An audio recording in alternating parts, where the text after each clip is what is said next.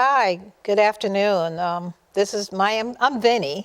I'm a documentarian, and I'm going to walk you through my amazing work that I did maybe 4 or 5 years on Sandy Island. And the good news is we just published a book, I guess, after 15 or 20 years. Our work was that far back, and I had to come back with this book and write the story. That's why it's called Sandy Island, the People of the Land. Again, believe it or not, that's a self-portrait.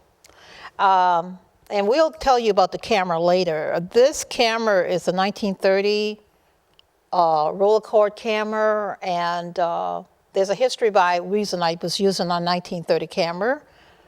One thing I want to say is that a lot of people think when you do research, it's something that you're creating. The best research is copied from somebody else.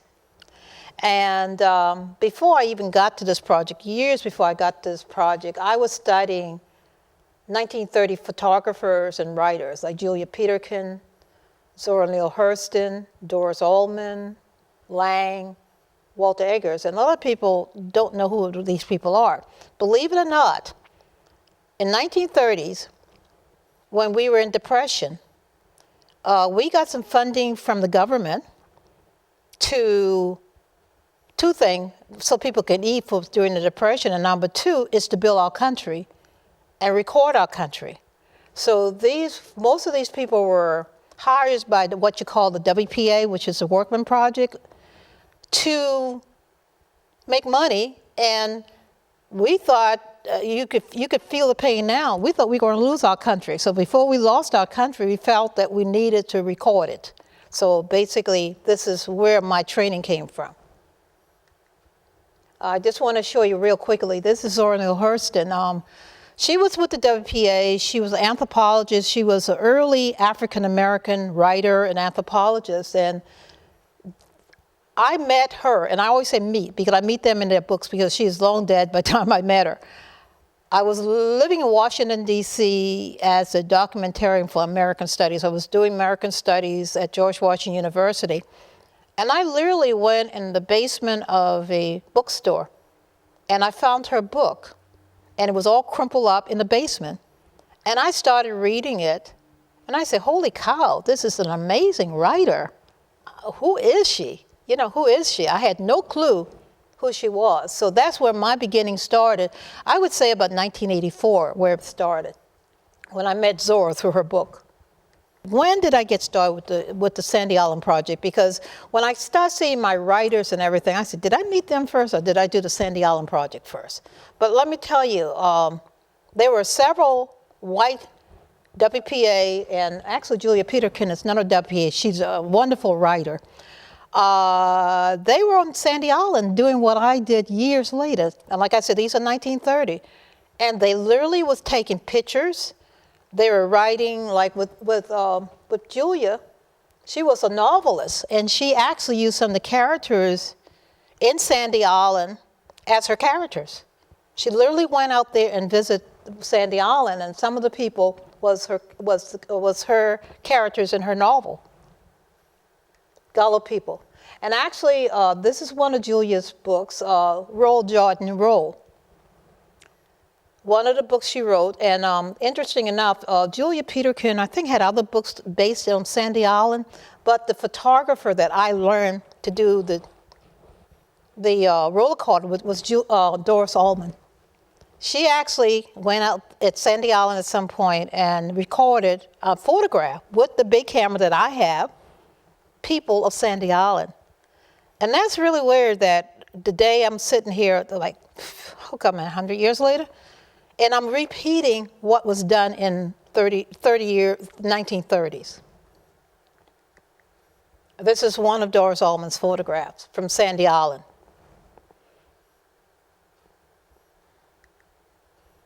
Oh yeah, Julia Peterkin, this is really the book, because I think she was a pollster, if I'm not mistaken. The book that was the novel that she wrote was called Black April.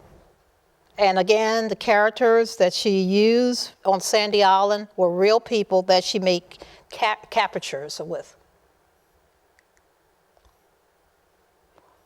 The other person that I got really attached with, let me just tell you a little bit about Genevieve Peterkin. She is definitely a WPA writer. And she lived on Pawleys, and she was literally hired by the WPA to do the collection on Sandy and other places around Sandy Island, around Pawleys. I don't think she came south as far as Georgia, but it's mainly Horry County where she did a lot of her WPA research.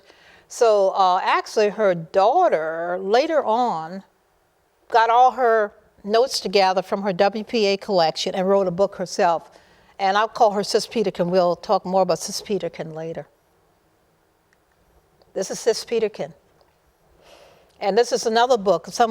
She did an autobiography of herself. And again, she's off of Murrells Inlet. And let me just this is the closest. She really was alive when I met her. I was asked let me just step back, what got me in Sandy Island. They were getting ready to develop Sandy Island, and I was a preservationist, and I was a documentarian, and a lot of my work with the government or with state agency was to help in preservation. So at Sandy Island, it almost got developed. It almost got developed because if you don't know it, the only way even to the day you could get at Sandy Island is by boat. And the whole gimmick, and I'll say gimmick, was to do a bridge. And you say, oh, did a bridge, that's great for the people that live on Sandy Island. Now they don't have to just take a boat. But it wasn't about that. That bridge, and it's gonna be like a highway through the island, which is totally wooden, forest. They were gonna just put a big, mighty road straight through it, like a highway. And that's only beginning. Honestly, that was the beginning of development. If you put a road, if you put an airport on this land, watch out, your house is going next, because that's the beginning of development. And somehow the state got hooked onto understanding why they were going to develop Sandy Island. It wasn't about the people that have been living there for hundreds of years. Matter of fact, the people I studied were the descendants of rice growers that were enslaved on Sandy Island. These are the people. Now, interesting enough, I really didn't get called on that. I was actually called by Nature Conservancy. I was living in Columbia, South Carolina at that time. And I was called by Nature Conservancy to help them in the preservation, but I had a special assignment. I was supposed to document the people and make sure that the people, I'm like the buffer. And why was the buffer? Because the the preservation wasn't about the people. It was about a bird, a woodpecker. And you say, woodpecker? Yeah, it's a rare woodpecker. Why was it rare? Because of the trees. The trees, because it was nothing but forest except for where the people live on the very southern end. The trees was a longleaf pine tree. And believe it or not, the woodpecker was very unique where that's where their home was. So think about it. We cut down the trees, then the woodpecker wouldn't have a place to live, and that would maybe even eliminate, definitely on the island, the woodpecker.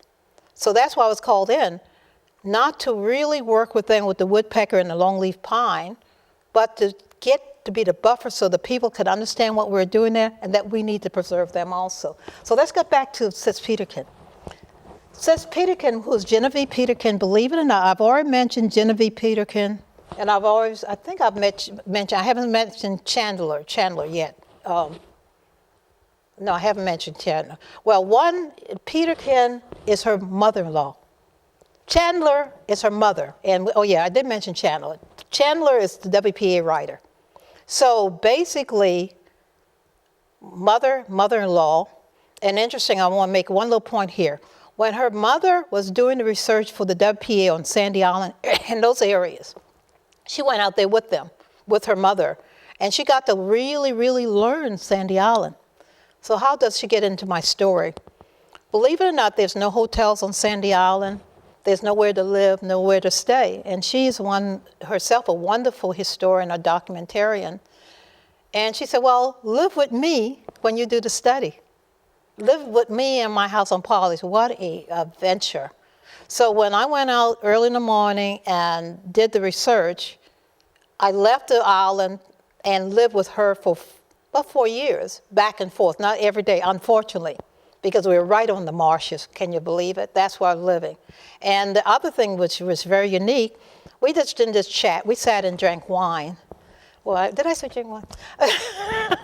We sat on the porch and we chat. We chat about her mother and her mother-in-law. So again, I got a second dose of her mother and her mother-in-law. And this is Sis, and I hate to say it, but we have lost Sis Peterkin since then. She's passed away. Now that you know the background, I think I could get to the story. This is Sandy Island. And it's an interesting island because it's surrounded by water. An island is surrounded by water. But when you think about an island surrounded by water, you think there's ocean on one side or all sides. No, this island is totally surrounded by rivers as an island. That's why you can only get there by water. Now, you see that little block over there where private property, that's where the people live. They didn't live on a lot of the land. The people that I was studying, the Sandy Islanders, the descendants of the rice growers. So the land that the state was trying to preserve is all the rest. That's where the woodpecker is, and that's where the longleaf pine is. So you get an idea how very, very, very unique this landscape is. And it's sandy. That's why it's called sandy. And I want to say real quickly is that when you ride over on the boat, you do not take your car over. You leave your car on the inland, and then you ride over, and you say, well, how do you get around the island? Walking mostly, but people who have Jeeps or whatever, they will leave their Jeeps on the island, and they could get from one place to the other. But it is almost like an African tribal community where there's no fences, no blockades, you just walk, walk, walk. But because it got owned by someone else, by the state and everybody else, and wealthy people, the people literally couldn't go beyond that black line. All their lives they had never even been where I went because it was private or it was owned by the state. So that's amazing. That's the only area that they lived on, that they associated with the island. As I walked around, one thing this is another photographer, Wooden. I got to learn what used to be. And because it wasn't developed, I could see areas like, tell me what in the world was that? And somebody said, that was the barnyard. I said, a barnyard? What is the barnyard? Basically, back in the days before slavery ended, they would actually clean the rice on the upper part of the island or the land that they own. So this is actually people maybe could even be after the Civil War, cleaning rice, and they call it the barnyard. Now, why do I have a Pepsi-Cola machine here? Well, this is actually before you get on the island, and we're sitting around waiting either to get across the island or waiting on the school bus or waiting on something, we could drink some Pepsi-Cola. So this Pepsi-Cola machine is on the other side once you get off the island and sit around the inland. This is what this is, Pepsi-Cola machine. And sometimes, being in the middle of the summer, believe me, you need a Pepsi. This is the canal that they dug because it's a very interesting waterway. During the time of enslavement, they went around and around, but after slavery, and they realized they had to get a quicker way across from the island to the inland, the mainland, they had to cut a canal. So literally, this is the canal that they constructed. So they won't have such a long trip to the inland area, to the landing, I would call the landing. Okay, once we get off the canal, this is actually where they dock their boats. Everybody has to have a boat. And you ask me, how did I get around? Did I have a boat? Nope. I had to thumb my ride across the water. So we end up, and people got to know me. So if they're coming across the water, they said, Vennie, do you need to get across the water? Yep. And I want to say this real quickly also is that because it was such not isolated, I knew no one. I am not from Sandy Island. I knew. And because I'm African American, doesn't make any roadways for me. People got to get to know me because they didn't know me from Adam's House Cat. So what I decided to do was to hire, with the money I was being paid by the Nature Conservancy, a research assistant from the island called Pyatt. And he actually lived on the mainland, and he would pick me up at Sis Peterkin House, and we would go over to the island. So literally the money I made from Nature Conservancy went to Carl. I only had gas money left. That's Carl right there, Carl Pyatt and his nephew. So we're sitting there, and so he was in college, but he took a couple of years off. So he was amazing. He's my door. He opened the doors for me. Everybody know me because everybody knew Carl. So that was definitely a way for me to be welcome and accepted in the community.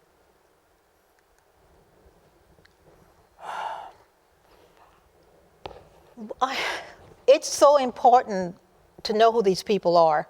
They are descendants of West Africa.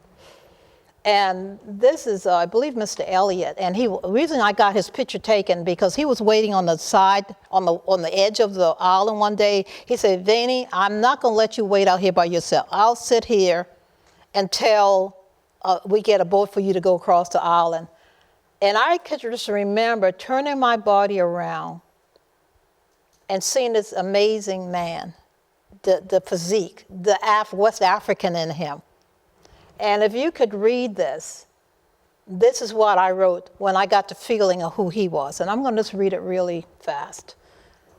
A mirage of, and this is my writing, by the way, a mirage of the African savannah, sons of kings, tall, lean, skin the color of the dark soil of Africa.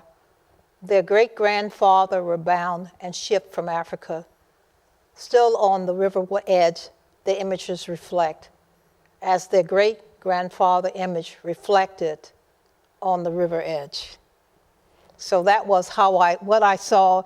And it's amazing when you're a writer, you don't sit and write.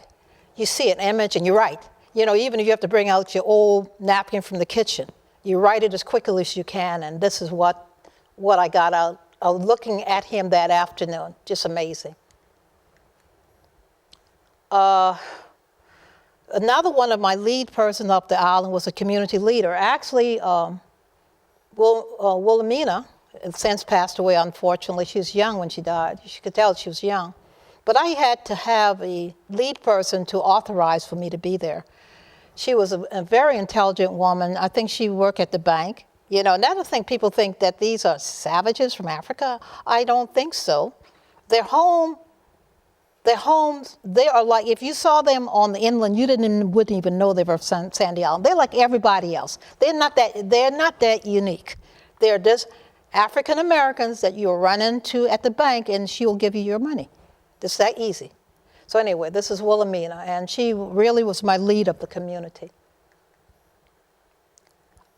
This particular building is very interesting because after the period of enslavement was over and the people were no longer doing rice growing, a lot of the land, the plantation they call it, I call it the rice fields, were bought up. Because after the Civil War, I think one, for instance, I call him a planter or a slave owner, would have anywhere from between 500 to 1,000 enslaved people he owned. So once emancipation happened and it was against the law for him to have people enslaved, he lost his manpower. He lost it. And after the war, particularly after the Civil War, I'll just describe him this way. He's dirt poor and land rich. Dirt poor and land rich. So here is this land hanging out here, all the 500-some people hanging out here, taking care of themselves, by the way. And he didn't know what to do with the land, the swamp land. So basically, a lot of the planters sold their land, and you say, who in the world would sell swamp? Who would they buy? Who would buy swamp? And who would buy swamp is wealthy Northerners. Wealthy Northerners. And what would they want with swamp? I didn't tell you about the other birds. There are a lot of birds. This is a migratory area. So there's a lot of birds, a lot of ducks. So let me give you a few names. The Vanderbilts, the Baroots, the Huntingtons of Brook Green Garden bought up the land to have hunting clubs. They actually took the rice field area and made paradise for people that like duck hunting. And why am I yakking about that? Okay. After the war, after the Civil War, and everybody was dirt poor and land rich, sold the land to the Huntingtons, who was Northerners, artists. The people are still out there. So basically, what happened is the people on Sandy Island started working for the Huntingtons to help build Brook Green Garden. And to sort of pay them back or help them out on the island, because they're pretty much still isolated on the island, the Huntingtons built the schoolhouse. So basically, this is the schoolhouse, and it's still there. It's an amazing building. It's not the schoolhouse any longer, but it's still out there. But that was the intention for this building, to be a schoolhouse on the island. Speaking of school, you got children out there. How in the world are children getting to school? Believe it or not, in South Carolina, and I think I could kind of say this, we are the only one that have a school boat. Prince Washington, who was one of the leaders, the black leaders out there. So basically, how the children get to school is by going on this government-owned boat. Like you have the school boat, like you have the school bus. We had a school boat. So basically what will happen is they will get on the school boat. T.T. Tucker is the navigator for this. He takes them to the inland, and there is the yellow bus waiting on them to go to school. And it's reverse in the afternoon. So this is what this is. This is a school boat. And I do want to say that the government did give them permission to use it for other reasons, because when we have church over there, so if I had to go to church, T.T. Tucker would be out there to pick me up for church and other people to go. So they didn't just use it for the school. They used it for community activities, which I thought was good. This is actually a church. And this lady here, another sad story. Her family lived more in the inland area. We had to pass the church and the school building. And anytime I go to her house, I have to actually get on the Jeep with my little friend Carl. And we'll go all the way over there. Now, why is she significant? There were many times because like me growing up around the water, I didn't know how to swim. A lot of the people on the islands through all the generation have died from drowning. The last family I know to drown, maybe about 10 years ago, is this family. And they literally, I don't know how many people, I don't even know if she drowned, but definitely her family. And so she was more in the middle. You couldn't really walk to her house, but yeah, her family died. They were the last to be recorded drowning, coming across that water.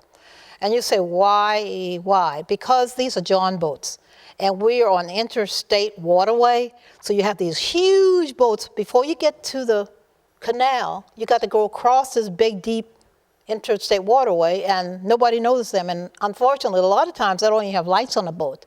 So, boy, you're lucky to get across it before you get to the canal. So I believe that's what happened with her family. This is actually in the church. It's not anything, I do go to church over there sometime, and this was when the minister was preaching. Now, I had more than one mother. I had Sis Peterkin on the harbor, on the marsh, relaxing every afternoon.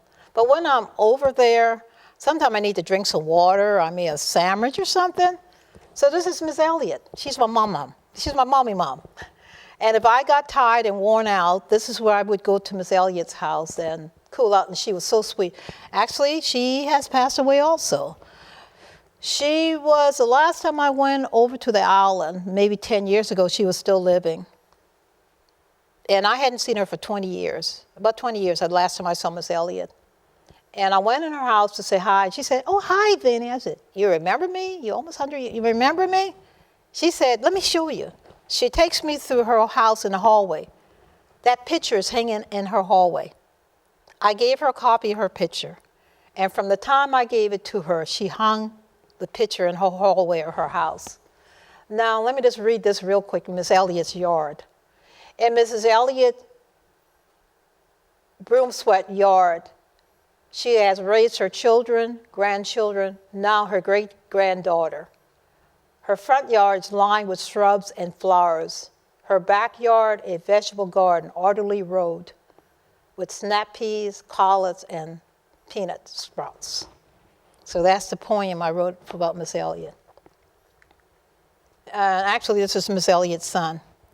He helped me a lot also. I got to be very close with him. He never really went off the island. He was on there with his mother the whole entire time, Miss Elliott. Okay, one of my interviews with Miss Elliott. You may not even know about turtles. I'm from McClellanville, so I do turtle. My mom used to cook turtle, and they are like swamp turtles, it's not that attractive. But the way they would fix them, even though my mother in McClellanville had to cut the toes off and the head off and ball it. So anyway, this is how Miss Elliott described it to me. To cook a yellow-bellied cooter. By the way, you said cooter, not turtle. I put in bacon grease, cut off that black toe, then you work in flour and black pepper, salt, and you pull it in there and you fry it. And then you turn it over on the other side and you let that brown. Then you add water, onions, and you cook it until it's done. And if you have any breeding eggs and eggshells, and when the cooter is done, and then you add that to it, and you cover it up and let it simmer, then you have a stew. That was oral history I recorded of her. This is my wonderful, oh God, everybody's wonderful to me. Wonderful to me. This is T.T. Tucker. T.T. Tucker was the boat driver, and he was always there for me. And one thing he did, which was very interesting to me, is he taught me about shad. And I never knew about shad before. It is like a fish that swims upstream and lays its egg and goes back downstream. So back in the days, they would have like 4 shad fishers at one time, where they have a huge net, one on every end of the 4 fishermen in their john boats. And when the shad comes down the water, down the water, they get caught in the big shad, in the big net. And that's how they did shad fishing. By the way, this is only about February to March. It's not year-round fishing. And by the time I got taught to do it with T.T. Tucker, he was the only shad fisher. So literally when he was doing it, to show me or demonstrated to me, he did catch shad, by the way. He was doing it all by himself. He no longer had the other 3 fishermen dragging the fish. I'll read this to you. The surrounding rivers supplied shad and freshwater fish, shad fishing. They are ocean fish, and at a certain time, these fish are passing through. Their main goals is to come to fresh water to lay their eggs. They cannot lay their eggs in salt water. The salt water burned these eggs. They come up stream to the north. And that's what T.T. Tucker said in his interview. This is him standing up on the boat shad fishing. You can see the wonderful net. This is what the shad looks like. It's a big fish. And I think, if I'm not mistaken, they use it for roe. I think roe is in shad. I'm sure it is. And then this is him picking the shad fish up. And that's him handling the shad. And I think that day, I don't know how many we caught. It wasn't that few. I mean, it was a good many. And then that's, again, images that I see when I'm taking pictures. I just shoot it because I love the image. Oh, yeah.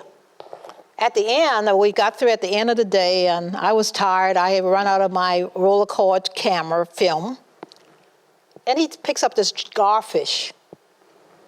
And I said, holy cow. And luckily, I had my 35 millimeter camera on me. And I said, let me take this picture. Now, what it is, he wasn't out there for the garfish, G-A-R. He literally threw it back in the water. He did not bring it in. But that's a jarfish. And I did that with a 35 millimeter camera. The end of my travels there, I went, matter of fact, it was to say goodbye to them. They, every year around, I think 4th of July, they have a big family reunion. And I went there, and this is when I actually wrote the chapter. I didn't have to write the chapter for the book. The chapter was already written because I wanted to thank them for the experience I had with them. And I had to give something back to them. So I got some money from the Humanities Council to do booklets. And the booklet is the story that you read in the new book. And so they'd have to pay for just, a booklet. And everybody at the family reunion ended up getting a copy of this book.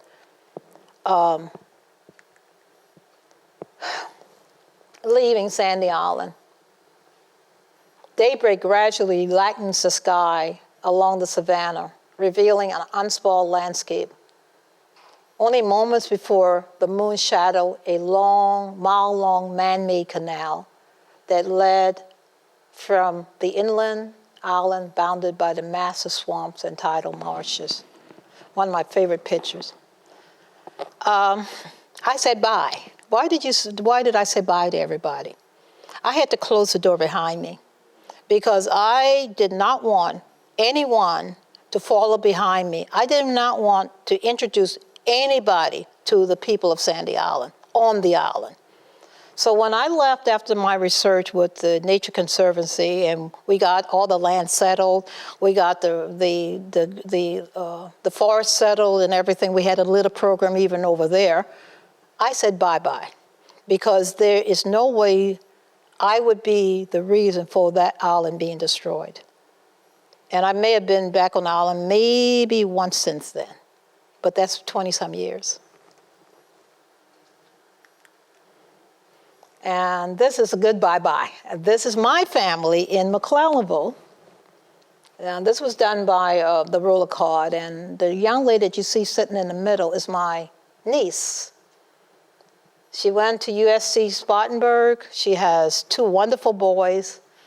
So what can I say?